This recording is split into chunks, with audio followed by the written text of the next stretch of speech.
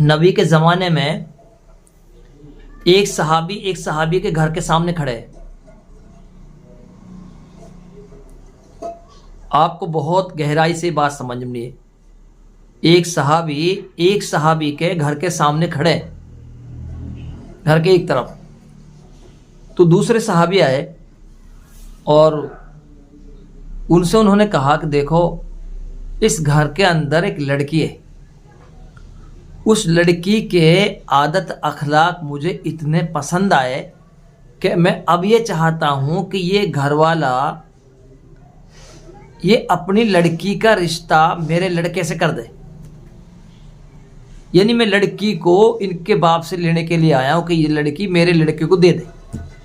اب یہ بات میں خود کہہ نہیں سکتا ان سے ڈائریکٹ جا کر، تو آپ میری اتنی سی مدد کر دو کہ ان کے گھر میں چلے جائیں اور ان سے جا کر کہہ دو کہ فلاں آدمی آپ کے دروازے کے ایک طرف کھڑا ہے اور وہ آپ کی لڑکی کا رشتہ مانگنے کے لیے آیا ہے.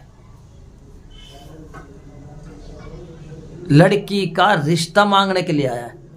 اور یہاں کیا ہوتا ہے کہ خود لڑکی والا پریشان گھوم رہا لڑکوں کے پیچھے کہ کوئی لڑکے کی تلاش میں.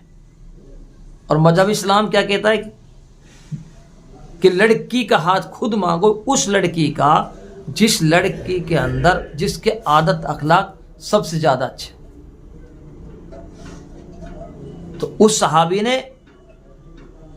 صحابی سے کہا کہ یہ بات میں خود نہیں کہہ سکتا، لیکن تم ان کے گھر چلے جاؤ اور ان سے جا کر کہہ دو مجھے ان کی جو بیٹی ہے ان کے عادت اخلاق مجھے اتنے پسند آئے کہ میں یہ چاہتا ہوں کہ یہ اپنی لڑکی کا رشتہ میرے لڑکے سے کر دے. تو وہ صحابی سیدھے ان کے گھر گئے اور ان کے گھر میں جا کر انہوں نے بات رکھی کہ فلاں آدمی وہ آپ کی لڑکی سے لڑکی کو رشتے کے لیے آپ مانگ رہا ہے. تو انہوں نے کہا کہ ہم مشورہ کریں پورے گھر کے لوگ.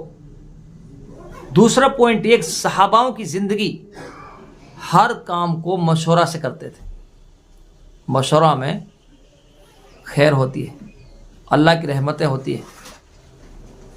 تو انہوں نے کہا کہ ہم مشورہ کرتے ہیں. تو ان کے گھر کے لوگ، سارے پریوار کے لوگوں نے مشورہ کیا رشتے کے بارے میں. تو اتفاقاً یہ ہوا کہ اس مشورے میں وہ ان کی رائے کمپلیٹ نہیں ہوئی، یعنی مشورہ طے نہیں ہوا، یا پھر یہ کہو کہ ان کے مشورے سے یہ بات ہو گئی کہ رشتے کے لیے انہوں نے منع کر دیا.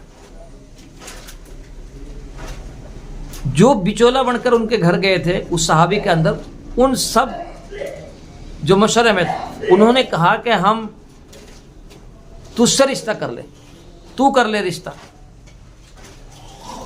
انہوں نے کہا کہ جیسے آپ کی مرضی. تو انہوں نے اس سے ان کا رشتہ جوڑ دیا. وہ گئے وہاں، گھر سے جب باہر آئے واپس تو صحابی نے کہا کیا بات رہی. تو انہوں نے ڈائریکٹر یہ نہیں کہا کہ انہوں نے منع کر دیا، بلکہ یہ کہا کہ انہوں نے مشورہ کیا اور ان کے مشورے میں ان کی بات کمپلیٹ نہیں ہوئی. اس سے یہ اشارہ ملتا ہے کہ وہ رشتہ کے لیے منع ہے. دوسری چیز یہ ہوئی کہ جی میں گیا وہاں تو انہوں نے اس لڑکی کا رشتہ مجھ سے کر دیا. اب دیکھو، اب وہ صحابی جو ہیں وہ بھی غصہ نہیں ہو رہے. وہ صحابی نے اپنے دل کو تسلی کی کہ انہوں نے مشورہ کیا، مشورے میں اللہ کی طرف سے خیر ہوتی ہے، اور میرا رشتے کے بارے میں اللہ کی طرف سے منظور نہیں ہے تو مجھے کوئی غم کوئی پریشانی نہیں ہے. میں نے کبھی نہیں سوچا کہ میرے لیے انہوں نے میں رشتہ مانگنے کے لیے گیا انہوں نے کیوں نہیں مجھ سے رشتہ کیا. کبھی بھی نہیں سوچا، دل میں غم فکر کچھ بھی نہیں، کیونکہ اللہ کی طرف سے بھلائی ہوتی ہے، اللہ کی طرف سے خیر ہے اس میں. تو وہ کتنے خوش ہو گئے. اور دوسری بات، اس صحابی نے جب یہ کہا کہ آپ سے تو انہوں نے منع کر دیا لیکن وہ رشتہ مجھے دے دیا انہوں نے، وہ رشتہ میرا طے ہو گیا ہے.